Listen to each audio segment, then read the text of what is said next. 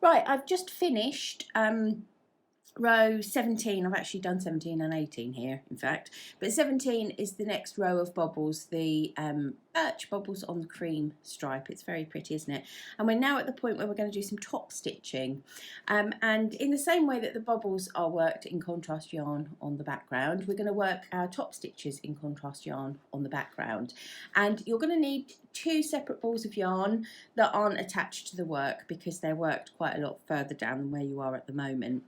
And we're working the cream on the birch and the birch on the cream. The cream is going to be worked 1 row down into the birch, and the birch is going to be worked 1 row up into the cream.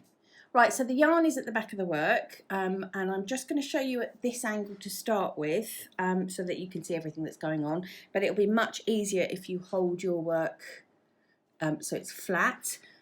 Certainly quite tricky when you're holding it vertical. I've had about 5 attempts at this. So I'm going to find the top row of birch and just put my hook through the bottom of one of the stitches. It forms a natural sort of gap. And as you can see, I'm going to pick up a loop from the back of the work. Okay, and I'm kind of holding it secure at the back of the work to stop it going anywhere.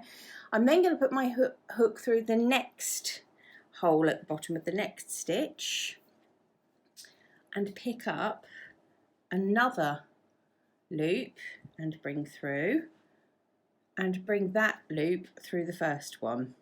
This is where it is tricky to begin with. Okay, so I've made one little sort of slip stitch. Don't pull it too tight is my advice here, because it will be naturally a little bit tighter.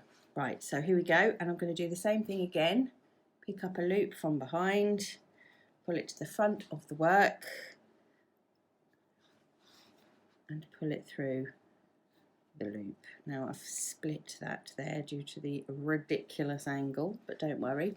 And that is it. That's all you're going to do all the way around. So pick up the loop from the back, pull it through the one at the front, and onwards and onwards. Now I'm going to stop there because what I want to do, just do a few more, is show you the positioning of the birch yarn. So get off. So you can see that's creating a really nice effect. And when you put birch across the top as well, it's even lovelier. Let's do a little bit of that and see how it looks. Right, so yarn is going at the back. So if I go in the same sort of position, but I'm going 1 row up, 1 cream row up, and I'm putting my hook through. Okay, and pick up a loop.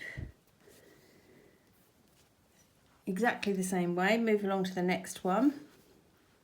Pick up another loop and pull through.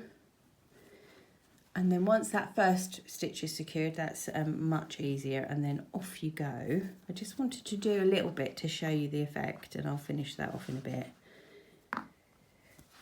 Right, so you can just about see how that's going to look when you work it all the way around. Obviously you can see from the picture how it's going to look when you work it all the way around, but it's a very lovely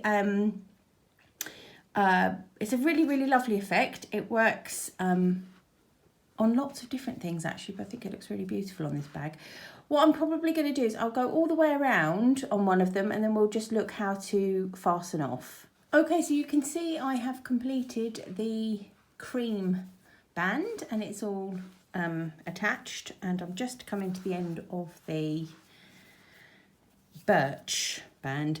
I would suggest that you start at the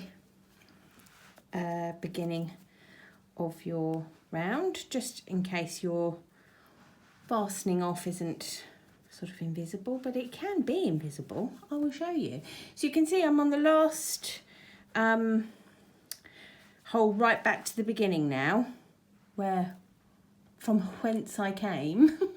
You can see that I started and I've now finished in the same place. I'm going to pull that loop long so that it doesn't go anywhere, and just trim the back. Okay, just cut the back and pull that loop, pull the end through. And what I'm going to do now is thread up thread up my darning needle. Okay, so that's threaded up. Now what I'm going to do, you can see where the yarn is coming out through the centre of the stitch there. I'm just going to mimic a stitch when I cast off or fasten off, and how I'm going to do that is I'm going to put my needle under both legs of that first stitch. Can you see it's just going under there, and just pulling that to the same sort of length as the other ones, and then I'm going to put my needle back through the stitch that it's come out of and back through the hole. And when I pull that through, oh my goodness, look at that, completely invisible. So that's just created the very last sort of surface stitch, and I will sew the end in. I'm just going to secure it a few times by doing a nice little couple of stitches to hold it in place. Okay, I'll deal with those ends in a minute, but let's have a look. Brilliant, you've got a completely seamless top stitching going on there. So I think we repeat that once or twice, is it? Oh, quite a few times actually. 1, 2, 3 more times after this, going through our bag. But obviously they're worked in exactly the same way. That is top stitching.